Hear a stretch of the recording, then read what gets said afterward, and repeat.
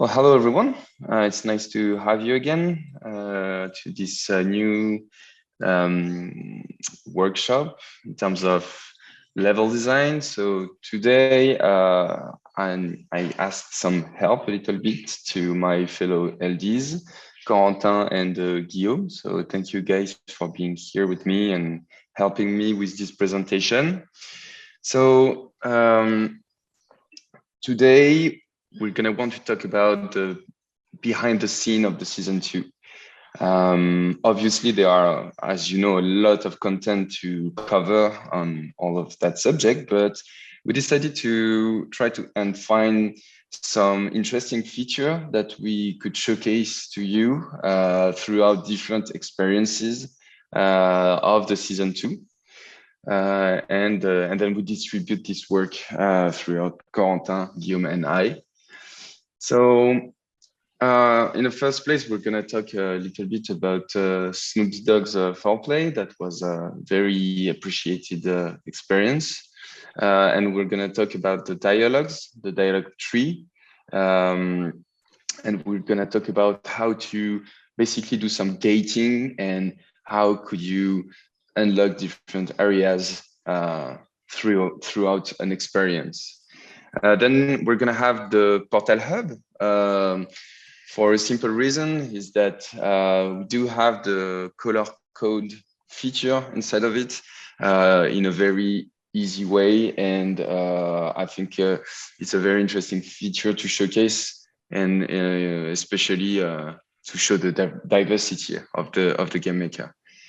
Then we're going to have Hidden Village. So here we are talking yet again about a solo experience. And we wanted to talk about the different state of avatars that they can have throughout the quests. It's something that could be really useful to anyone. And we wanted to tackle also a little bit about the spawn component. And how you can like have fun with it, talking maybe about waves. So it's going to be a bit experimental on this one. I'm pretty sure Guillaume already made something great for it, but we're going to go with the flow, if I can say so. And obviously, we will finish with a Q&A. If you have any question about all of that, you will be very welcome. If you are afraid to forget your question, don't hesitate to put it in the chat right away. I'm pretty sure some people will answer you straight away in the chat. And if not, I will go back through the chat at the end for the Q&A in order to answer as many questions as possible. All right, so let's dive into Snoop Dogg's foreplay. So I'm going to give the talk to Corentin, who is going to talk about the dialogue tree. And it's going to be presented in a very simple way. I think in the first place, I'm going to move straight away to the game maker. And almost done. So maybe Corentin, you want to talk a little bit about the intention of Snoop Dogg's? Yeah, sure. So for this experience, the goal was to propose a first experience into the Snoop Dogg universe. So the main concept, the main story was to be able to be invited to the Snoop house, but you're in kind of you're not really a VIP yet. You're just a simple guest. So people don't know you. They don't know where you come from. So you have to prove to the Snoop team that you are a true fan in order to go to the other Snoop Dogg experiences. So you start directly in the garden of Snoop, and you have a nice hallway which will guide you toward the entrance of the Snoop house, and you will be welcomed by Gigi, which is the manager of Snoop, And she will ask you some questions about Snoop Dogg, his career, and some anecdotes.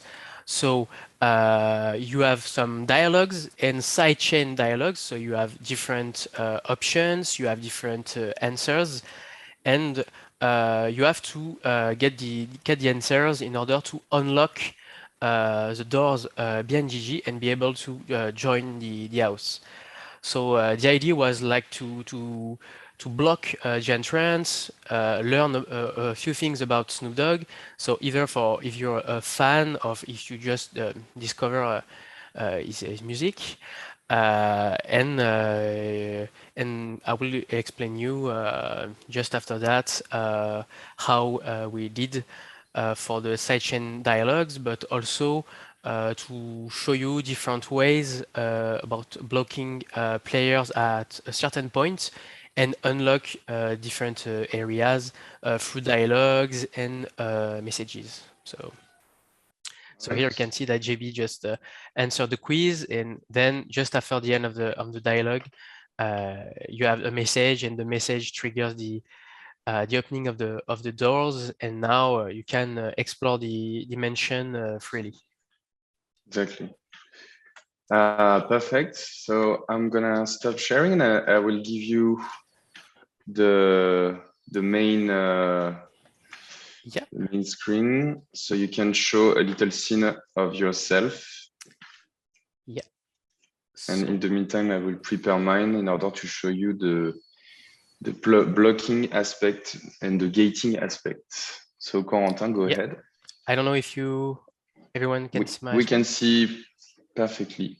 Okay. Thank you. So just prepare a simple scene just to show you the basic principle of the sidechain dialogues and how to unlock an area. But the concept can be, of course, can have some variations, and you can fully extend it to whatever type of level you want to make. So it's a bit like the Snoop Dogg 4 players mission. So you have your NPC over here, and you have a door. The door is currently closed, so you'll have to answer some questions. So in order to show you the basic concept, I've placed some balls. So your different option here. So everything will be hidden in the Snoop Dogg house. You can see it, but we have a lot of hidden objects in order to trigger the sequence of dialogues. So here, for example, if you can see, so you can directly talk to the NPC. So you have, for example, a question. So you have, for example, 3 answers and 1 blank answer, like maybe players just interacted with the player, doesn't really want to talk, he can go to another mission, for example. So it's better to just leave a blank option.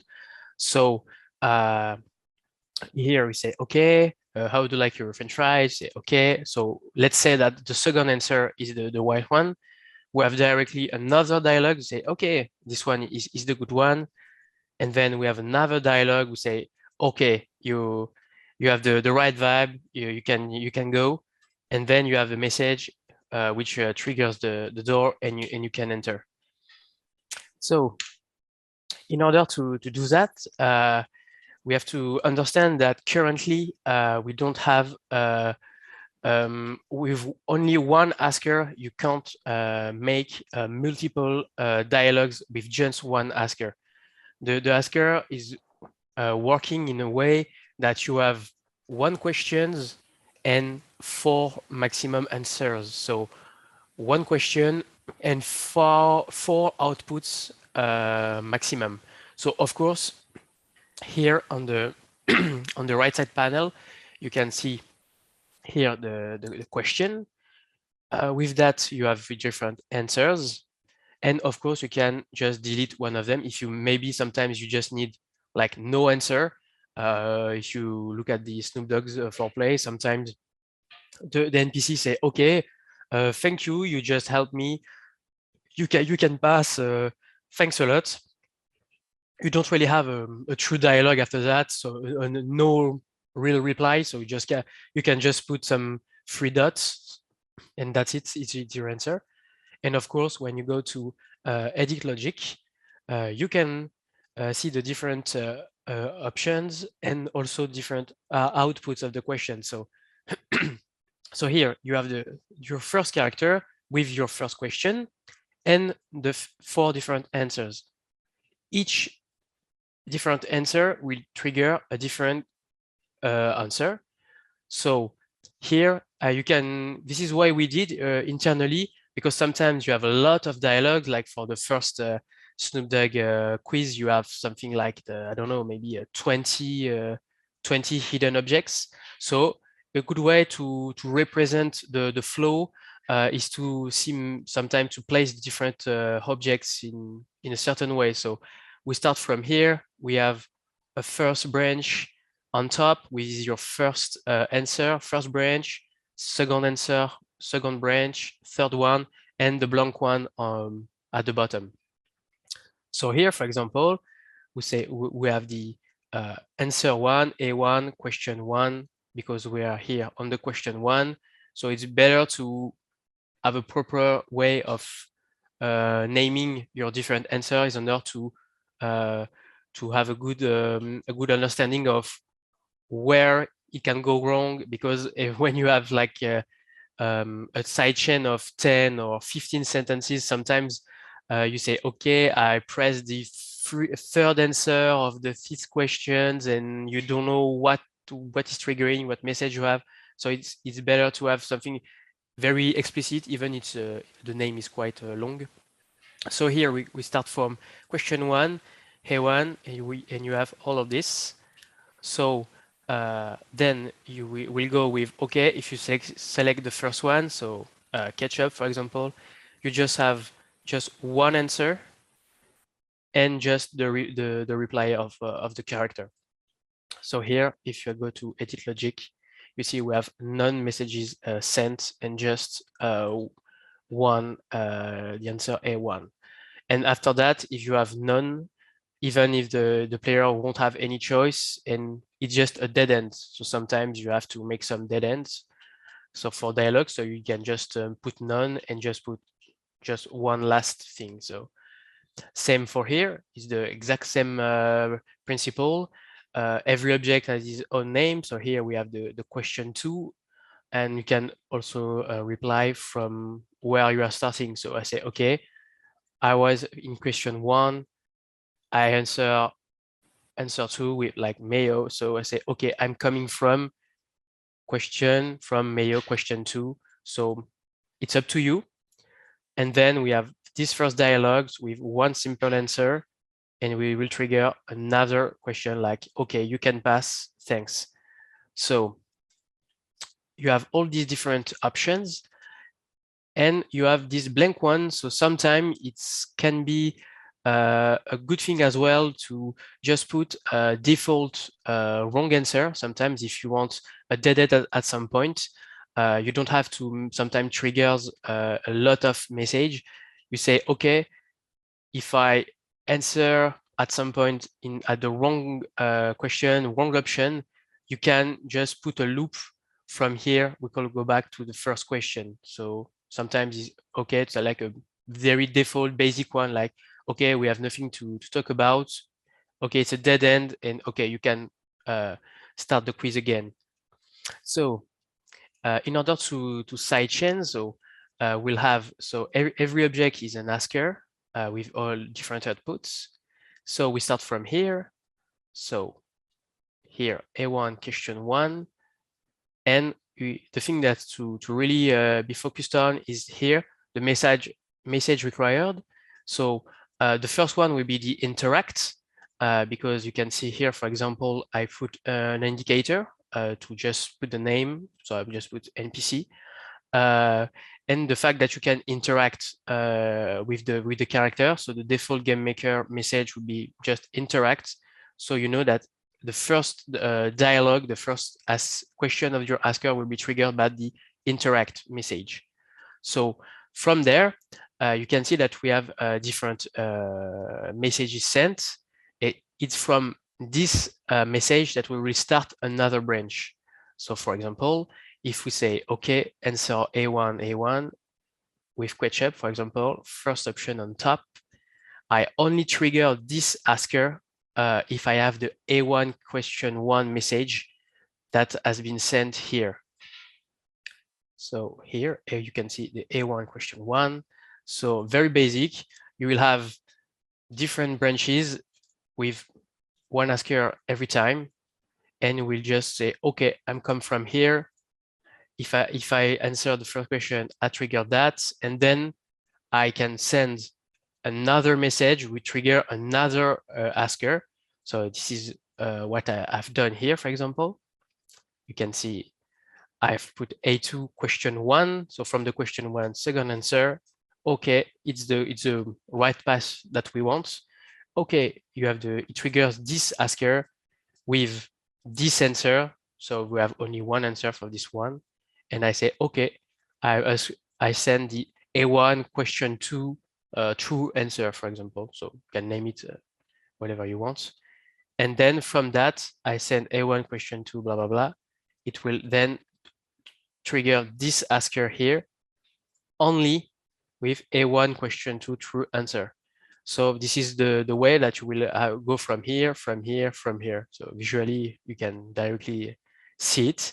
And if it's a true answer, I send the open door message that will be opening this door, for example.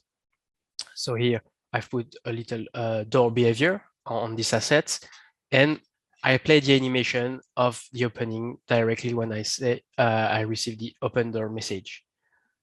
So very basic system, but here you can see it in action.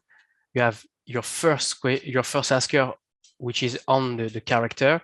I say, okay, second answer, we trigger this second asker. With this, I've triggered a visible here, and I say, okay, I accept, and it sends the option. So I really recommend to just put it like right to your character and have different visual branches in front of you. And of course, in the end result, you will have to just put it as invisible. So you can just directly select the different objects, and of course, put them with a no collision, and pairs will be just able to wander around, but interact with different balls every time. So you can do that with any objects. A good thing also for quiz, for example, is to maybe sometimes trigger the message, but from the previous question. So it can be a good thing, for example, if you have a long quiz, like for example, for Snoop Dogg, it will have a lot of questions. If somehow you have a wrong answer at the 10th questions, you don't want to redo the whole thing. So with the same principle, you can trigger not the next one, but you can just trigger the previous one with the previous message. So this is why I've put here, for example, the answer, oh, you're right, can you repeat the question, for example, and you can just trigger for the interact. So you can go here, hop, you say, okay, like this one, okay, can you repeat the question, and it triggers the same question again.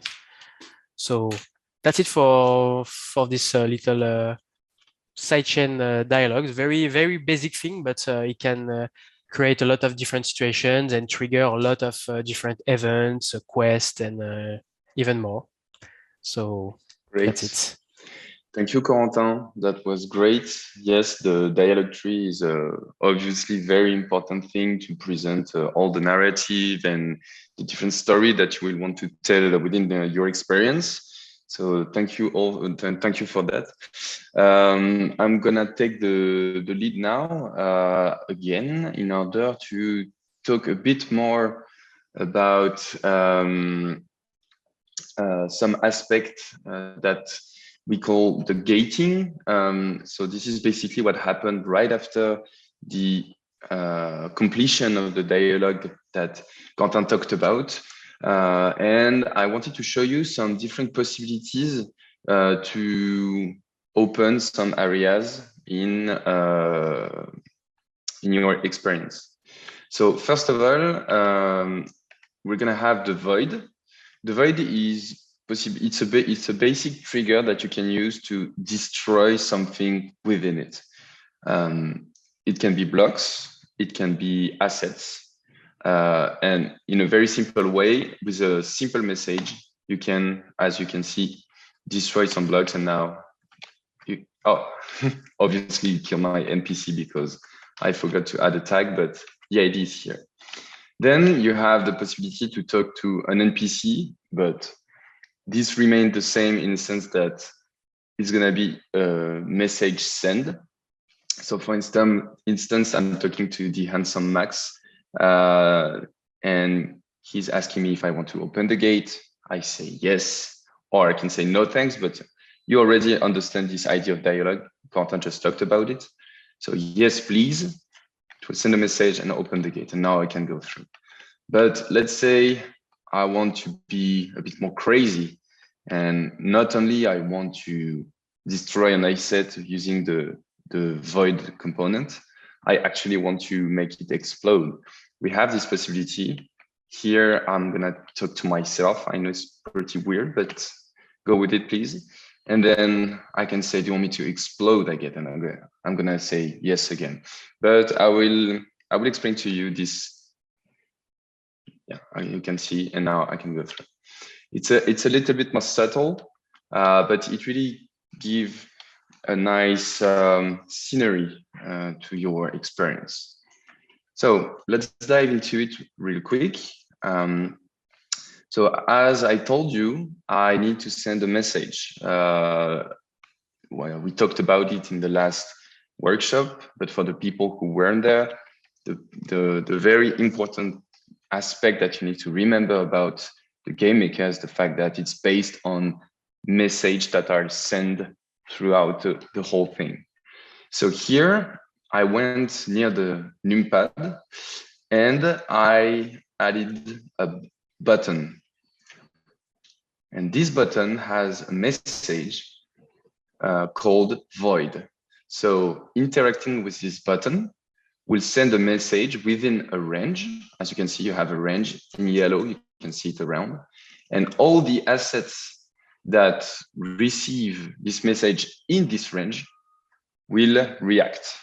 Here, I now have my void. My void is on an asset. You don't care about this asset because it's a hidden and no collision asset because we don't want to see it. But we usually, as a habit, use the clay ball because that's just the way we do it. And then you have a lot of different variables to tweak your void. And here I put like one in terms of size. I want the activation of this void to be done on, I say it again, on the receive message. I just show you in the button that I put the void message. So this is the message required. And then you have a lot of different options. As you can see, you have the blocks destruction and the asset destruction. In that specific case, I forgot to change an option, so that's actually perfect. I can show you now. I don't want this void to destroy any assets, especially my my avatar. So on asset destruction, I'm gonna put don't destroy. On the block destruction aspect, I put like everything because the void is not gonna move, so I don't really care. But if I wanted to destroy a very specific type of block, I could do that, choosing only destroy from list. That will allow me to choose within, well, it's said there, to choose between a list of different blocks, and it can be useful in different situations. So that's one way to do it. Then we're gonna move towards a door, but usually a door function with an interact, very simple interact. And when you go next to this door, you just have to press E on your keyboard and the door will open.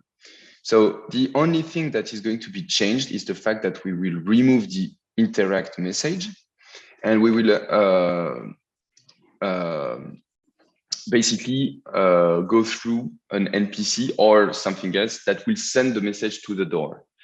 So here, I just move my interaction to the max NPC.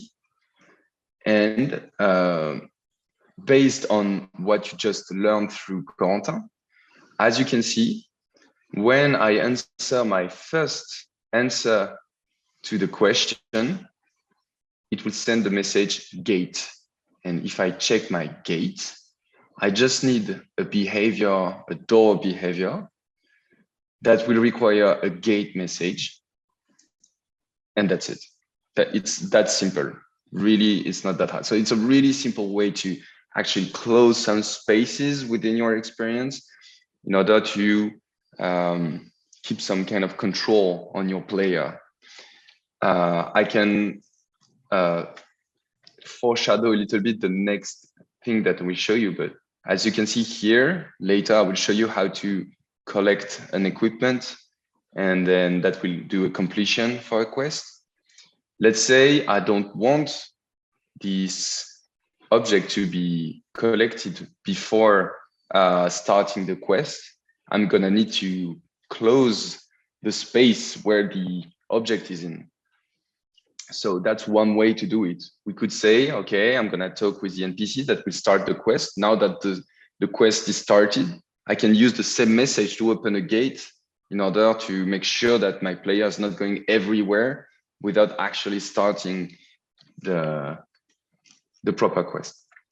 And finally, this one is going to be a bit more tricky. Like I said, it's really to add some more sceneries to your experience. So in the first place, we're going to look at the asset itself that we want to destroy. Keep in mind that you have a lot of other ways to do some gatings. I'm just showing you like 3 examples today, but if you have some other way to do it, I'm sure it's a great way to do it as well. So on this one, it's going to be quite simple. You're going to need a health component on your asset. No door behavior, nothing more. Then if we open the edit logic, we can see inside, I think, yeah, you have a message that's called instant death message. I think it's pretty straightforward. So you can definitely put a message here, and it's the same as the door before. Instead, right now, we are not going to open anything. We are going to basically kill the asset that will result into a VFX. This can be interesting. The main issue with that is the fact that you now have an asset within the world that is with a health component. So if I go and hit it with my melee attack, the asset will take some damage. It's not something that you necessarily want. So the workaround for that is to actually use collision in front of it in order for my character not to be able to hit this gate. But once I talked to the NPC, when the gate is destroyed, I also want to remove the collision, right? Otherwise, you visually you will have the grid to be like away, but you will still have the collision. So in order to do that, we actually use the plant behavior that can be very useful. So it's a bit of a hack, but it can be useful in other situations for you as well. And we just have to basically send a message to the plant and the same message as the gate. And once you've done that, you have everything that is done. So that's it for the presentation of different type of gating. Like I said, there are way more, but we'll keep that for another one. Now I'm gonna move back to my presentation. And like I said, we're gonna move forward to the Portal Hub. And Guillaume will take the lead now and explain in the best ways possible how the color code quest and puzzle work within the game maker. So Guillaume, perfect, we can see everything. So the color code quest is one quest that we used a lot during season 2. So we thought it could be good to explain to you how we do it. So basically the quest asks the player to enter a combination of 5 different digits. All those digits are between 1 and 4. Why? Mostly because an asker only have 4 different answers available. So the idea here, like I said, is to ask the player to answer to 5 questions in a row, because we choose the code to be made of 5 digits. So 5 digits made of numbers up to 1 to 4. What is important to understand, so here, interact with the numpad here. So first the quest is starting. So if I interact, I am asked if I want to enter the code or not. So if I say no, nothing happens. If I say yes, I move to the first digit. So here we can see that the first digit is 4. Then the second one should be 1, then 1, then 2, then 3. Oh, I made a mistake, obviously, so it says that it's incorrect. So I must have made a mistake, and we were moved on the false row. The idea is that we don't want the player to know that he enters an incorrect number until the end. Why? Because usually quiz are easy to brute force. It's easy to guess the answer. So that way it's harder for the player, and it will encourage him to do it the legit way. So I will try again. I said 4, then 1, then 1, then 3, then 2. And it said that it's correct. We have some feedbacks too. And it's up to you to add any feedbacks that you want. I don't know if you have the sound of the game maker, but when I enter the incorrect combination, I also have a feedback with a sound. So we will go on an empty map, and I will show you how to do it with a combination, with a code made of 3 numbers. Because you can do it with as much number that you want, but to keep it simple, we will do it with only 3. So let's go on that map. We will do it from scratch. I think it will be better for you to understand how to do it. But basically, we will use what Corentin and JB explained just before. So I will be using these assets, and we will use the numpad. So what I want is when we interact with that numpad, I want to start the first asker. So in order to do that, I will use a speaker on interact that will send, so this one, a speaker on interact that will send a message that will be called code init, for instance. This asker, this asset will be an asker that will receive the oh, sorry, where's the asker here? That will receive the message sent by the speaker. So here it will be a 3-digit numpad I don't want the health component. And this numpad will be enabled when we receive the code.initMessage. So here I want to ask the player if you want to enter the combination. So let's say up. And then when it chooses yes, I want another message to be sent to start the first question. So I will duplicate this. Then it will be the first digit to enter. And I said that we want only 3 digits, and they will all made from up to 4. So the idea here is to choose which answer will be the correct one. So let's say it will be the first one.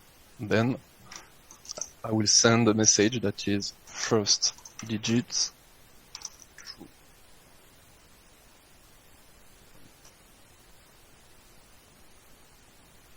Then all the remaining message will be first digit false. You can use the same message for the other one. That's it for the first number. Then I want a second number. So the second number,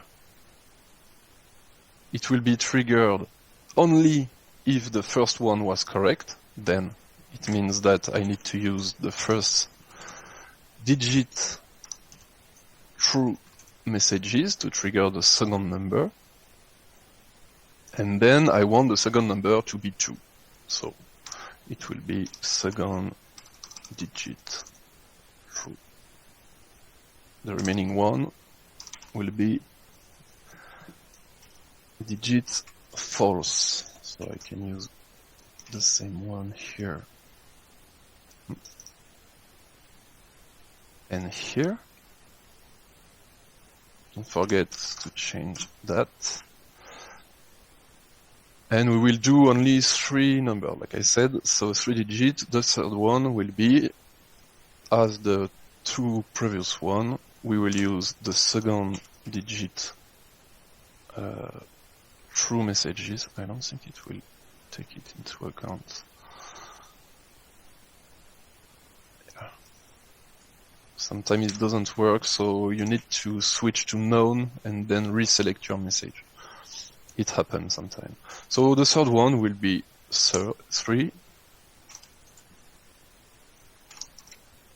true, and we will use third digit false for the remaining one. Then, if the player has the correct combination, it will trigger the final asker that say that it's correct. So here we don't need anything, and we have to remove anything here. So I recommend to use the default message instead of none. Sometimes none is sent. I don't know why, but it happens. So I recommend to use a message that is not used anywhere for the asker. So now we have the first row. It's a bit laggy. So if I interact with that, no, as you can see, I made a mistake. It's already the first digit. So here it means that I'm not using the correct message. You need to use, or you always need to use the last message from the previous asker to start the next one. So here I made a mistake, but I also see that we were missing some messages. No, it seems to be okay. So now let's dive it into that again. Enter the code. I've said yes. First digit will be 1, second will be 2. I don't know why, but here we are missing something. And the third one, so it's correct. So it's okay for the true row, but now we want a second row that will send the incorrect feedback to the player if he didn't manage to put the correct combination. So I think I understand why. It's because of that. So here you have to duplicate your asker, because we don't want the player to know if he is on the correct or the incorrect row. So we are keeping the exact same text, but we are changing the messages. Here we will move on the false row only if the player put the wrong answer to the first digit. So we said that the first answer was first digit true, but if he choose false, we will use that message to trigger this asker. So here you use second digit false. From now on, as long as we are on the false row, any digit, even if it's correct, it will send the second digit false message. So we just have to change this one to the false one. Then for the third digit, so as we just see, I forgot to change that message, that text, sorry. And here we are using the second digit false to trigger the third one. And here, like I said, everything is false as long as we are on the false row. Then I want to trigger the feedback that the code is incorrect. And here we are using the third digit false. And that's it. Your quest is almost complete. I mean your quiz. And if I try, I will enter the code. I will make a mistake. Oh, it doesn't work. Why? So I said 2. First the demo effect, obviously. Yeah, every time. So here, I didn't put the correct messages. So first, the demo effects, obviously. Second, false, and third. Should be okay.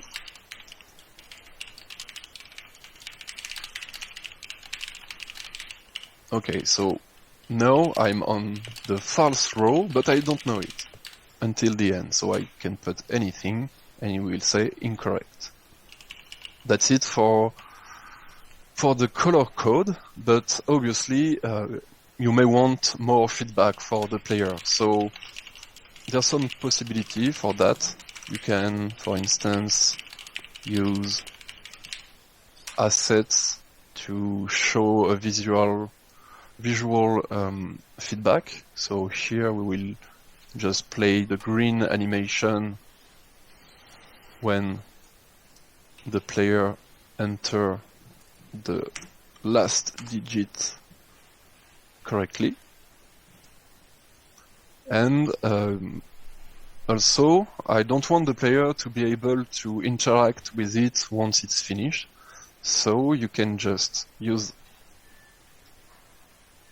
a plant behavior using the same message, third digit true, to destroy a dataset.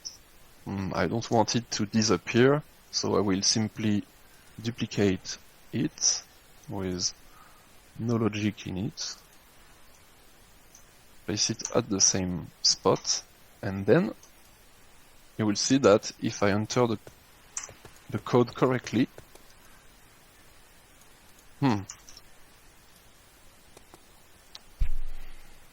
there's some weird stuff happening right here. Third digit, second digit true. No, should be okay. I don't know why.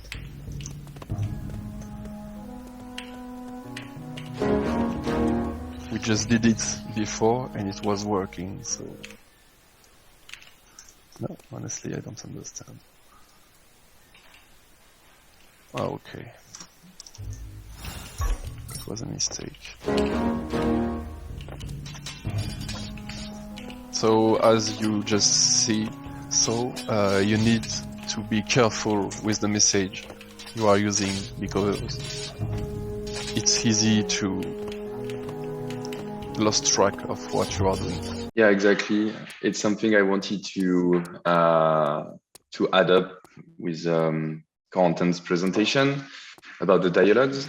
So in a way, as you can see, this is some kind of a representation of a dialogue in a way. It's just it's a more complicated and intricate tree that will result in different happening in the world.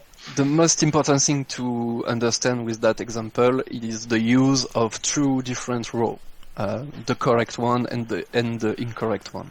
So as you can see, I put the correct combination, now it's green, and here we don't have an interact anymore. Then your quest is finished. So that's it for the color code quests. Great. Well, thank you, Guillaume, for this explanation. It's a bit more complex, as you can see, but this can result in a lot of different type of gameplay. But one big advice is don't hesitate to note down on your side, even before starting your prototyping, create some trees onto a blank paper or a Visio or whatever, and create your connection and all your I want to say nomenclature, but I'm not sure we can say that in English, but all your word in advance to make sure that you have a proper follow-up. So once again, thank you, Guillaume. Corentin is going to start sharing his screen in order to showcase the hidden village. As you might know already, but I will give you a reminder. We're gonna show you how to basically set different state of dialogue during a quest through an NPC, and then we're gonna talk about the spawn. So Corentin, maybe you can show real quick in the hidden village. I think the first thing we will show here will be the spawn, if I'm not mistaken. Here we will just show the end of the experience. So from the start, you should start here, but here we are at the end, where you spawn here in some kind of a little cave. Here you'll have some different objects to collect and equip in order to do the next question. And here you have the dialogue, and the dialogue will just start to trigger the quests, and you'll have you have the objective to complete, obviously, in order to trigger the entrance opening. So here you have 3 eggs to destroy. Here the final final exits, and the little dialogue that you trigger during this quest, that is enable. And so you have the final thank you, and it's the start of the whole experience. So JB will explain that to you and how it's done. Yeah, exactly. Thank you. Let's see. Share screen. Almost there. Sorry for keep you waiting.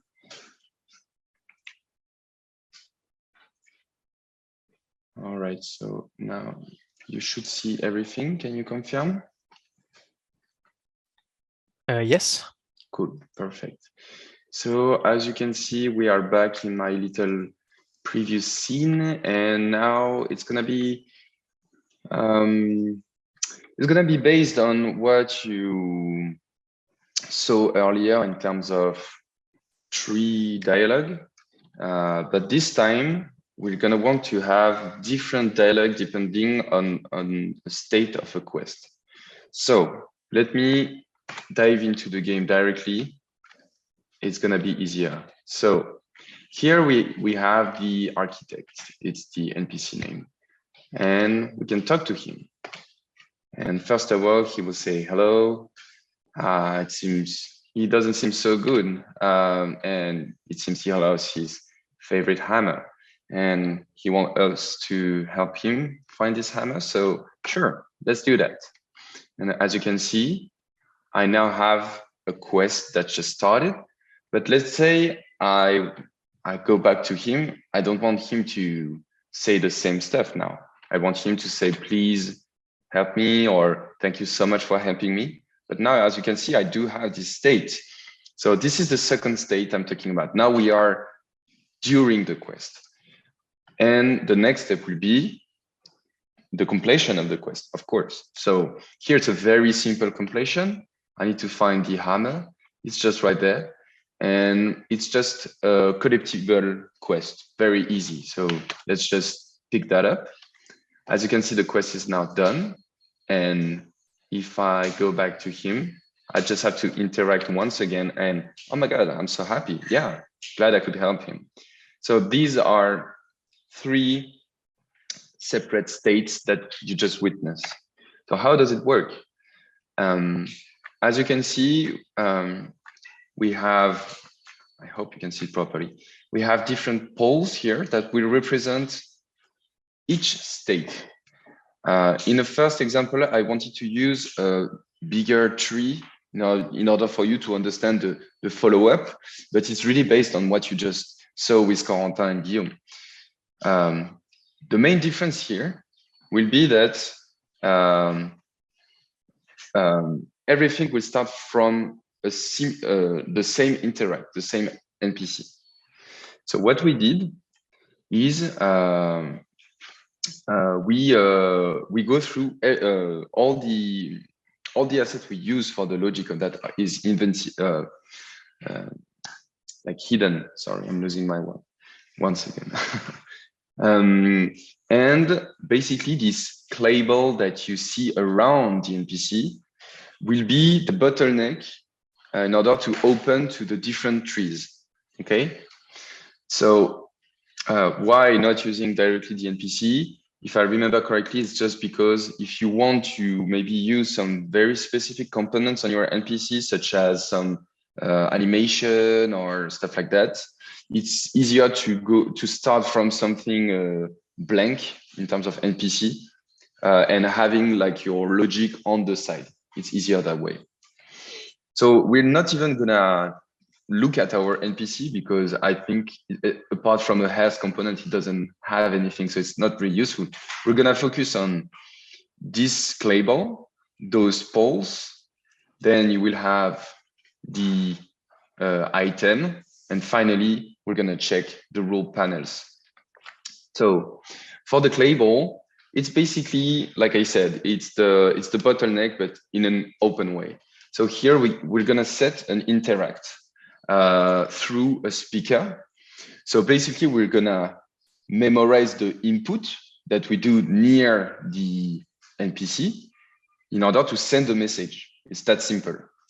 So here I'm talking to the architect and I'm basically sending the interact NPC message. That's what's happening.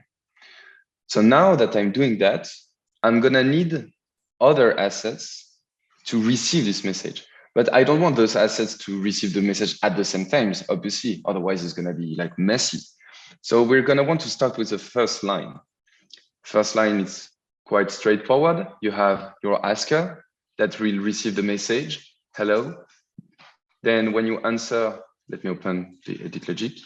When you answer NPC next, we go to the second one that will start a second asker, and that will, at the end, start the quest. So that's the first thing. But now that I'm done with that, I want to make sure that it won't start again, right? So I'm gonna introduce to you to another component that is a very useful one. It's called the toggle behavior. It's basically what it means. It will change the state of the behavior that is linked to your current asset. You want it to be on or off, that's it. So here, now that I'm done with this whole first state, at the end, when I start my quest, I will take advantage of this message in order to turn off the behavior, the first one. So my first dialogue, basically. But then I can also use this message to start the second state, because this message is like going, it's casting to every asset in the game right now. So I will take this into advantage, and through the start quest, turn on my new behavior that is just right there. Okay.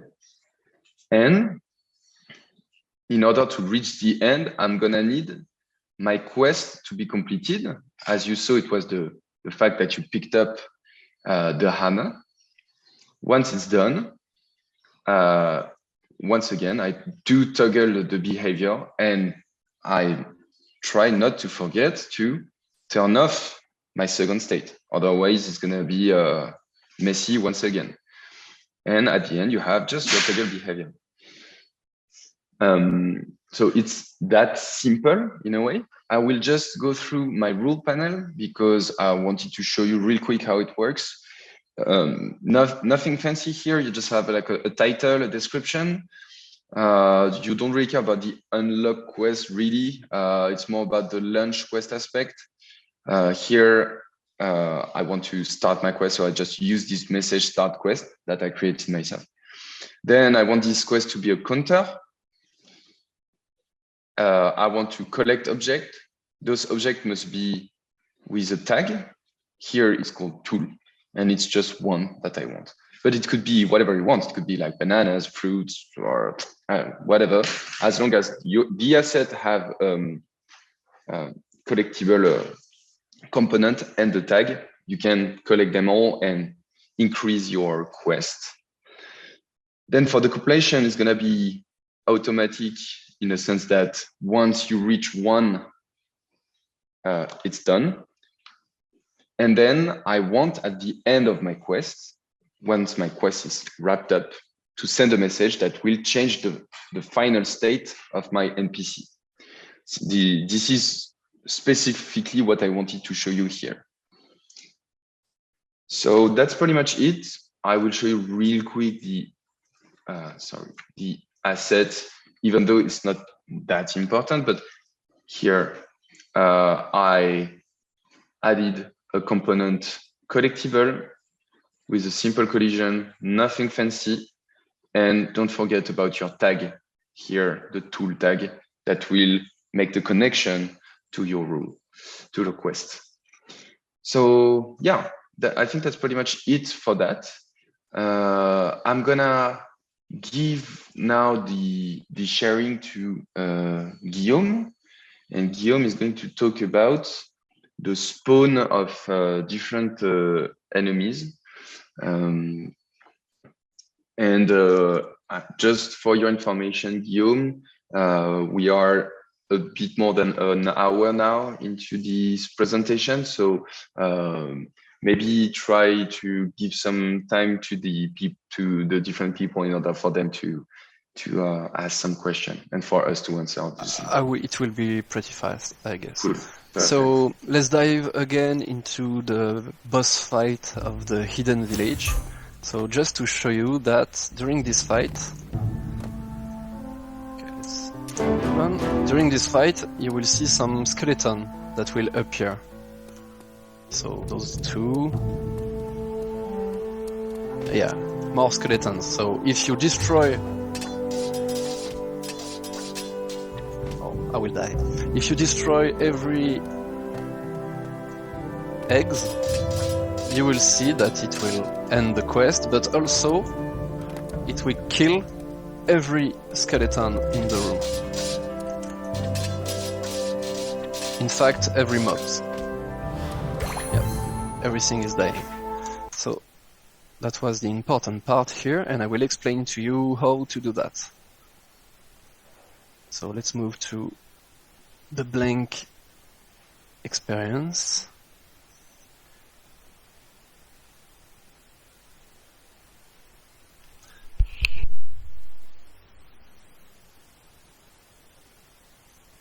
Okay, yeah, it's here.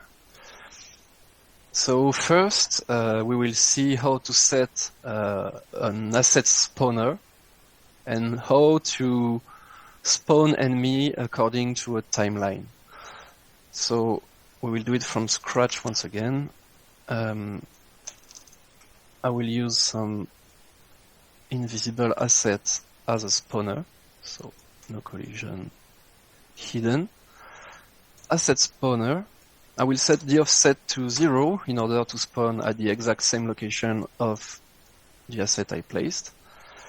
I want to spawn a skeleton, and I want it to spawn when it received the message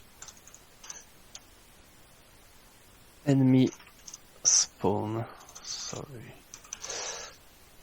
And that's it. I will use a second asset to trigger that on interaction. So simple speaker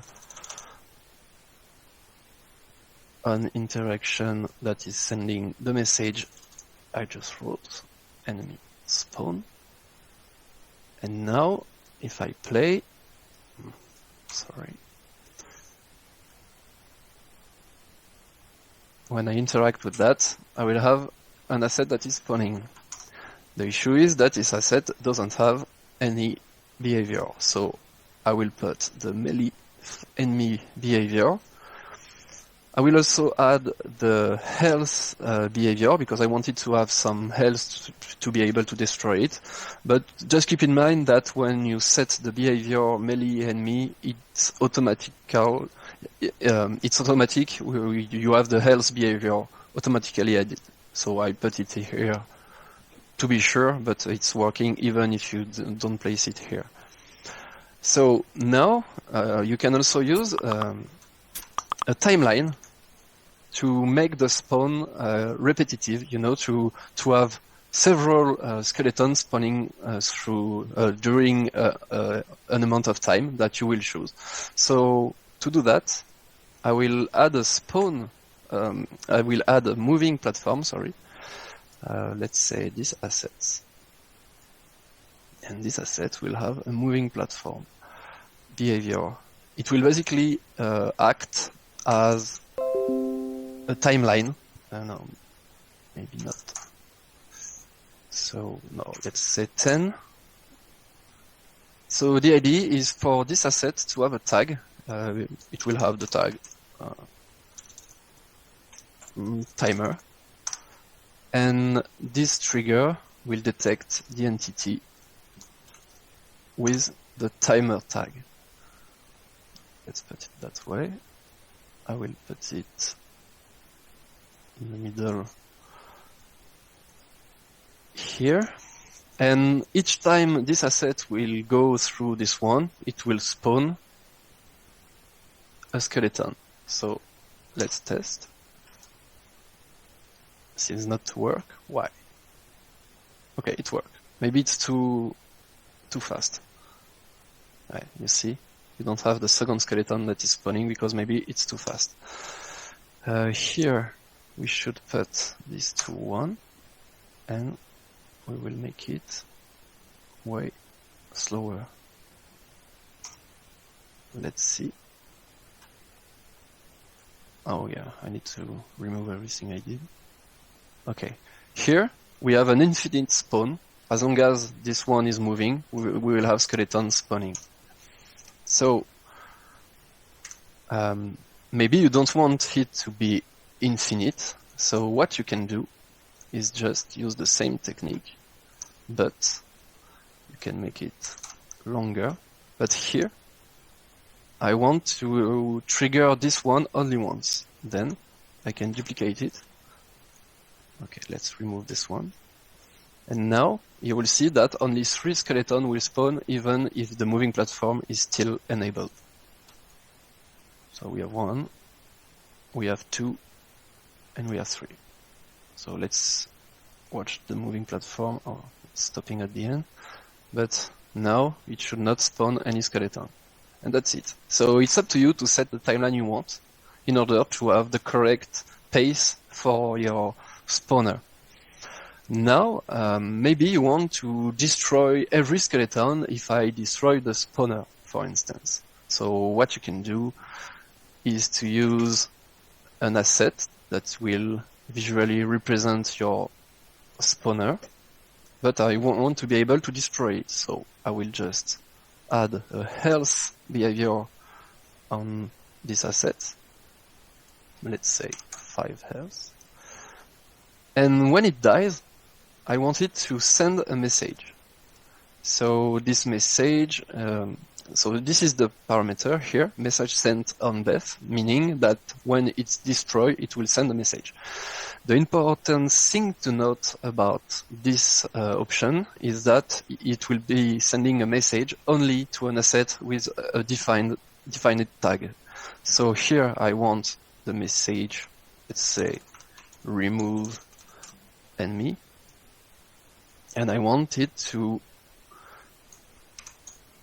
be sent to a void node, so with the tag void. So I will use this message. I will use a separate asset to act as a void. So let's take the void behavior. So we see before how it works. So I will just make the area wider.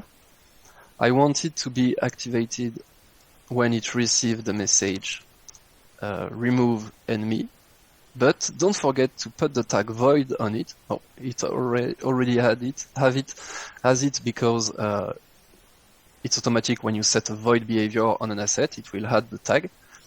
So it seems okay that when I will destroy this asset, it will enable the void. Then in my void, I don't want to destroy any blocks, and I want to destroy only from lists. Then I will destroy all skeletons that are in that area, but I will also destroy the spawner I used. So the spawner is a clay tray. I will add the clay tray in the asset list. Be sure that your spawner is inside the area of effect of the void, and then it should work. Let's try.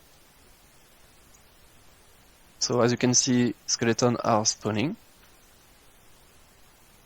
but if I destroy that, they are all dying. So here I should have set everything to infinite.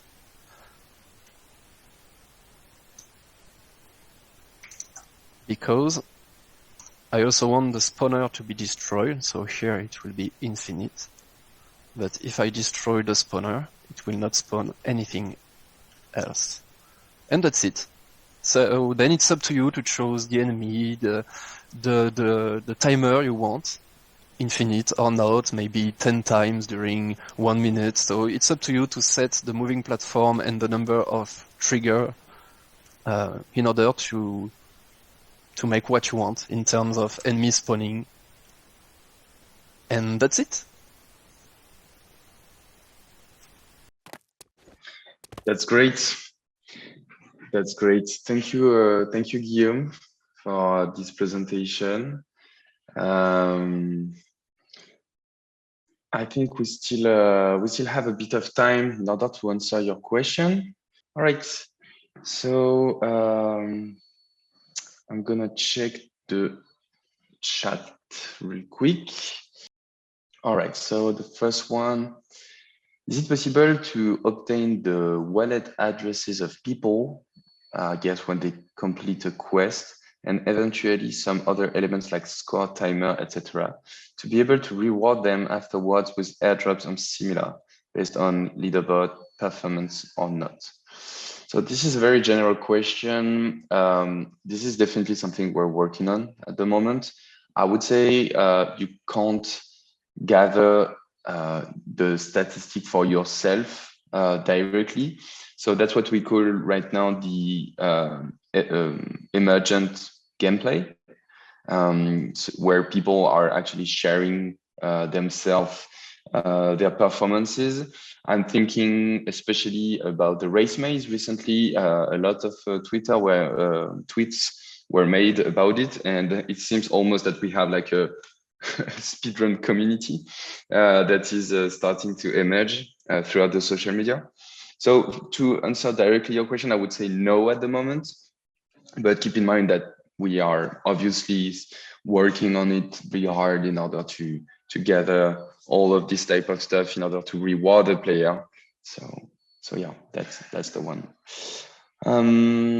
I saw, yeah. Will the edit logic button ever be removed? We end up clicking it every single time at the end in the Game Maker, so it doesn't seem to be needed. It's a good reflection. I agree with that in the sense that it's not useful anymore, especially when you dive into a more complex type of logic. But it's the explanation is quite simple. It's just because the intention at first in the creation of the Game Maker was to have like a 2 level of reading. One that would be like really accessible in a sense where you just basically have to drag and drop stuff and it would work. And then a more elaborate type of logic. And it seems that we are reworking that. So at the end, it might not be needed to have the edit logic button. It's a feedback I will give. So thank you for that. Let's continue. All right. Well, I see a question about like competition, but I'm not sure it's really linked to the workshop of today. So we're gonna try and focus on those type of questions. I'm gonna add an answer to that in the chat in a second. Okay. Out of great. curiosity to answer that. Yeah. Okay.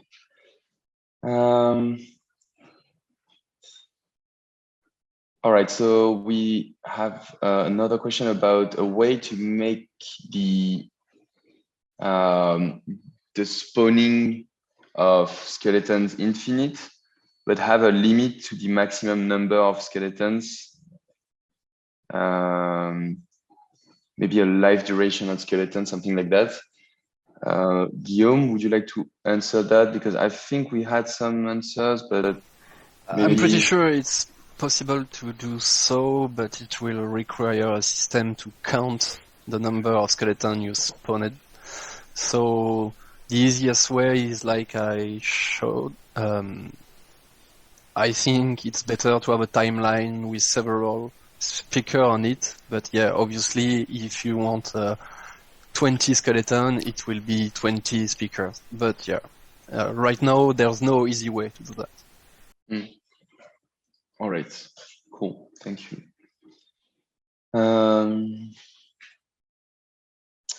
We have this question, is it possible to remove something from the inventory once a mission is finished? For example, in the hammer mission that you showed us, at the end, could the hammer be given to the NPC and disappear from the inventory? That's a very good question. I would say, and please, Corentin, Guillaume, if I say a mistake, please tell me. I would say you can't remove it from your inventory, but I'm pretty sure you can basically make the hammer reappear next to your NPC. For instance, it could be something like you gather the the hammer. Then you go back to the NPC, you talk with him. And then from the very beginning, you had like a spawner of the hammer. And once the quest is finished, you can spawn the hammer next to the NPC in order to simulate the fact that he gathered back the. Yeah. It's a good way to have a feedback for the player, but yeah, currently we don't have any way to interact with the inventory. It will come in the near future, but not right now. Yeah.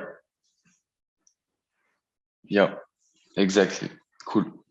Thank you for the confirmation. Let's continue.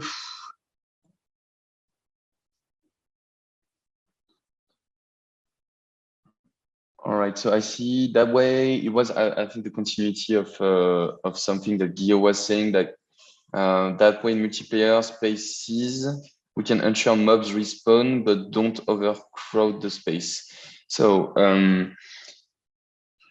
I would say, at least on our side for our guidelines right now, we try not to spawn really enemies in multiplayer. Because of a subject that I talked about in the previous workshop, which was the replication. So basically, it's make sure that two players on different clients will see the same thing at the same moment. And the fact that you spawn enemies won't work. If you can spawn NPCs if you want, but you have to make sure that they won't move. So I'm not sure if it's answer your question, but right now that's the. Also note that we don't have any fight in multiplayer right now. Yeah. Also, yeah. I could have started with that. You're right. Yeah, but the difficulty is with the synchronization, like you said. Okay, let's continue. Okay, I see some people answering the chat. That's very nice. I see another question about competition. I might give it to you, Becky, in the chat if it's okay for you. Yeah, I've already answered it in the chat. That's great. Thank you. Okay, let's continue. All right. So once again, it's a question about like multiplayers and hostile NPC. So right now, it's not gonna be possible. We are aiming to have something like that for the 0.7. And this one we already answered, so that's good. I can get a question. Yeah, this question come back a lot. So can I receive a message when player do emote like dance? I want to say no, but Guillaume, can you confirm? Not at the moment. Not at the moment. That's what I thought. So I guess in the near future, the idea will not only be to have like sending a message when dancing. The idea will be even more interesting in the sense that we will try to gather the information on where the player is at the moment in the map and what type of emote he is doing. That would be like a more interesting next step. So I'm not sure if it's planned for 0.7, but this is definitely something we'd like to have on our side, because this is obviously very useful, even for us. So no for gatherings for timer, but can we just get the wallets of the people that complete a quest to send them airdrops? Through the game. Sorry, I was just thinking we are going to have a Q&A session for more general things that we can do, and I believe we're going to schedule something next week. So if there's any questions that are not specifically related to this content, maybe we can focus on, I thought it's just a couple more minutes, but it might just be helpful to let everybody know we're going to have a Q&A session soon that you can ask all kinds of questions. Yeah. Okay. Yeah. Thank you, Becky. Yeah. Cool. Any way to stop shaking off an upward moving platform? I would suggest to tweak your platform not to go too fast. But right now, I'm not sure what you mean by shaking. I think he's referring to the physics, so it's definitely something to do with the code improvement. This I know that they're looking at in 0.7. Okay, nice. But yeah, there will probably be a maximum limit for the speed, because of course if you go too fast, then so in the code what's happening is the avatar is matching the speed of the platform. They are not connected. They are trying to go at the same speed, but sometimes it loses synchronization. It's work in progress. Alpha. Cool. All right, let's continue with any ways to make an asset invisible or visible with a message. That's a very good question. Unfortunately, we can't do that at the moment, but we are really looking forward to have something like that on our side as well. I would say right now you can make an asset disappear, but like I showed you, it's more like through destruction than more toggling the visual aspect of your asset. Right. So I just wanted to mention, I've dropped a link in the chat. We will be announcing Q&A sessions and workshops at our participant community. And so if you can use the link there, if you haven't yet, to join that expert community, you'll be able to see everything as we announce it. And we'll also be building the content into courses. So once the video is made from this, I've actually been taking notes and working on building the course as we go to build that in so you can refer to it later, and anyone who couldn't attend will be able to see it. So we'll have that stuff prepared and we'll announce it in that space. Cool. Thanks a lot. I noticed that multiples of identical assets have a counter in the inventory. I'm guessing there is a reason for that. Can we use that, for example, subtract 10 keys from 20 total? Or is that a feature you're considering implementing in the future? Something you want to implement in the future, I guess. I'm not quite certain I understand this question. I'm gonna maybe ask Guillaume. I think it's still related to the inventory, and right now we don't have any way to count items in the inventory. So I have an interesting kind of thought. Is it possible to trigger a quest without using the interface so that it would show up? Because you could kind of use that to do like a counter and just have it sort of in the background. Yeah. No, there's no way to have a hidden quest. Not at the moment. That's something we asked too, so maybe it's planned for the future. Who knows? That could actually be an interesting way to manipulate the inventory, because you could do counter quests with the right tags and something like that. There are already solutions to count down some items, but like I said, it's not easy to set. And it's not related to a quest, and obviously we don't have any UI for that. So that's the main reason we are not using it. But I agree with you. It was a good question.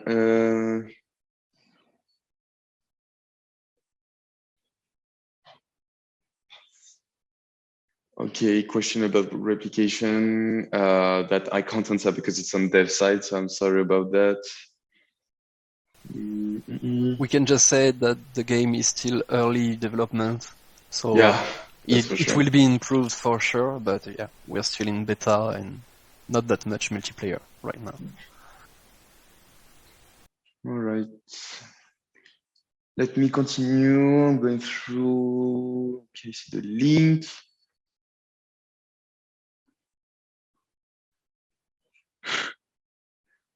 Okay.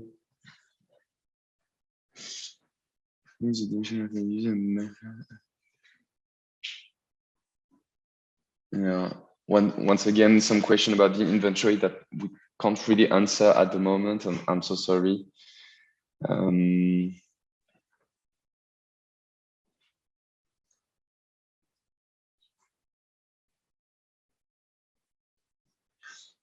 All right.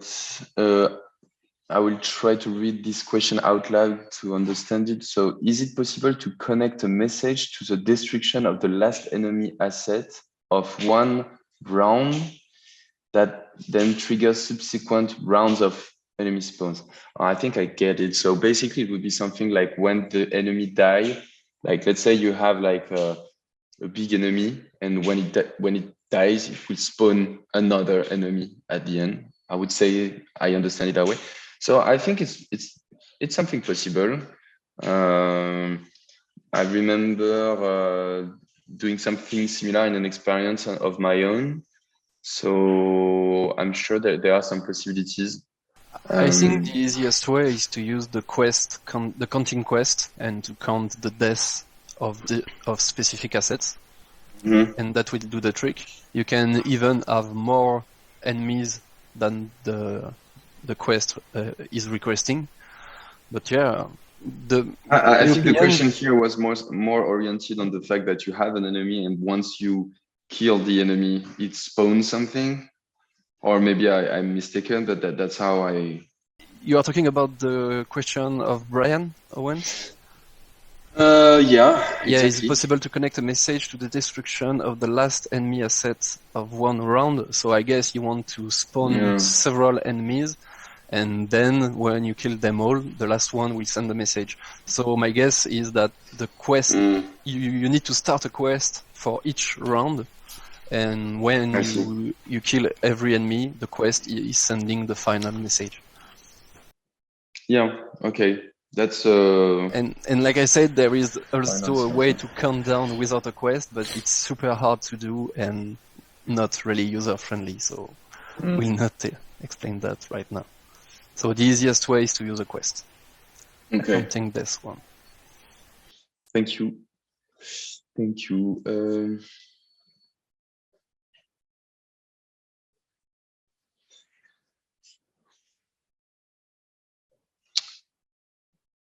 So, did you guys find a solution for the avatar sometimes getting dropped off the platform? So I'm guessing through the platform behavior, even at low speed, for example, 4.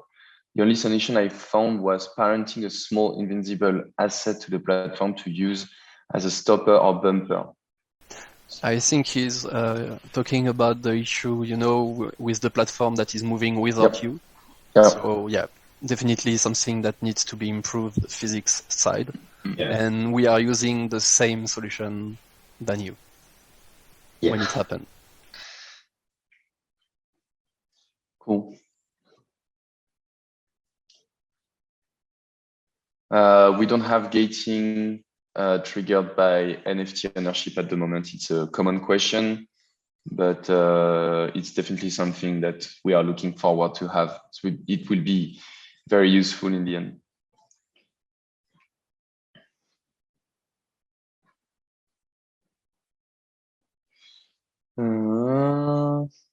So we found a bug that triggers when you equip something mid-quest. It's only a visual bug, but is there any way to force the player to equip something?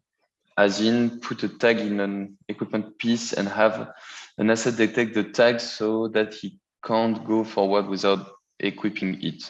It's still related to inventory. Yeah, it's inventory, but it's also a little kind of gating type of situation. I mean, this is the point is good, but yeah, right now it's not something that is in our hand. We are really on the design side. The best thing you can do right now is to force the player to collect an item but not equip it. Okay. Let's continue here.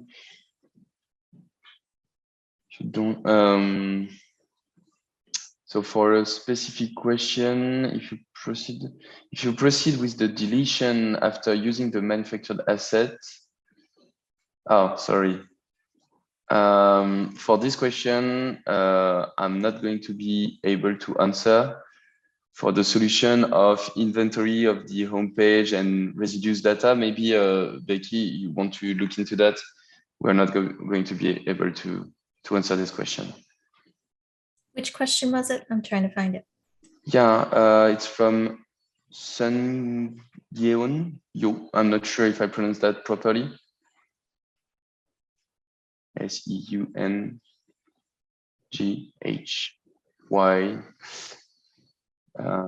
About residues data.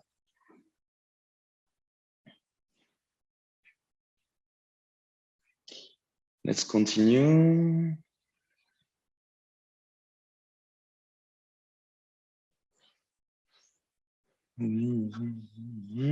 Okay.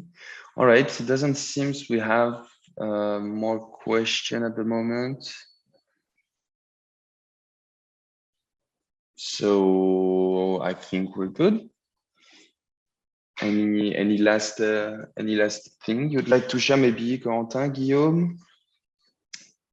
Oh, I remember writing down the sentence that you gave me the last time, Guillaume. It was one important rule to remember about the game maker is also the fact that yes, it's based on sending message, but also keep in mind that an asset cannot send a message to itself.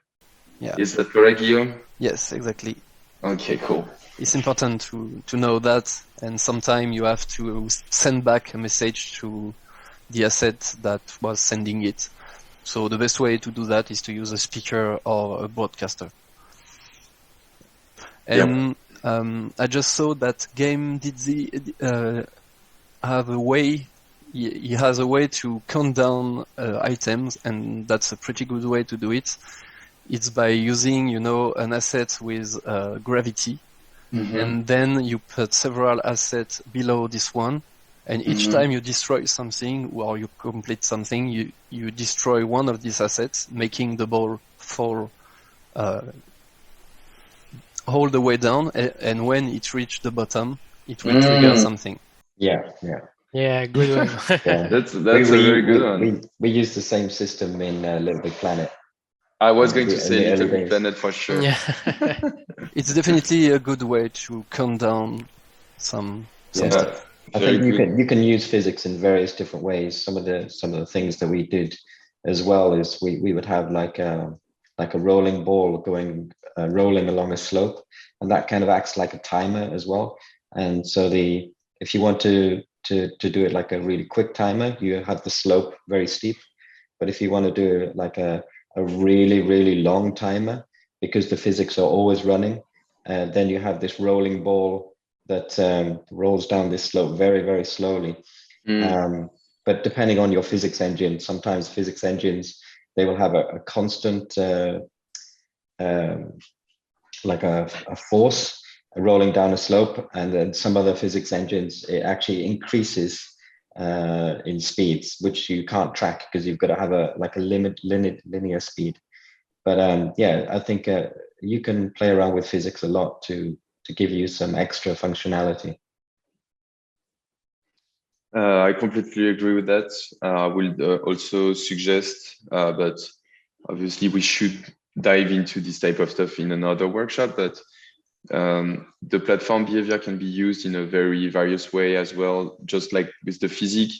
For instance, if you want to have some kind of toggles and having your asset going from one trigger to another, this could be useful for some either puzzles or having more complex type of platforming through your player. So this is some kind of idea you can use. All right, I think we are reaching the end for today. So first of all, I want to thank you, Corentin and Guillaume, for your help. It was very nice. Mark as well is always helping a lot. So thank you, Mark. Becky also, that is doing a lot on her side. But I want to thank each and every one of you for being here today. We're gonna try and do that often and try to find some interesting subject to talk about with you. And yeah, I think that's it. Nice. That's great. I'm gonna stop recording and I'm gonna say goodbye, everyone.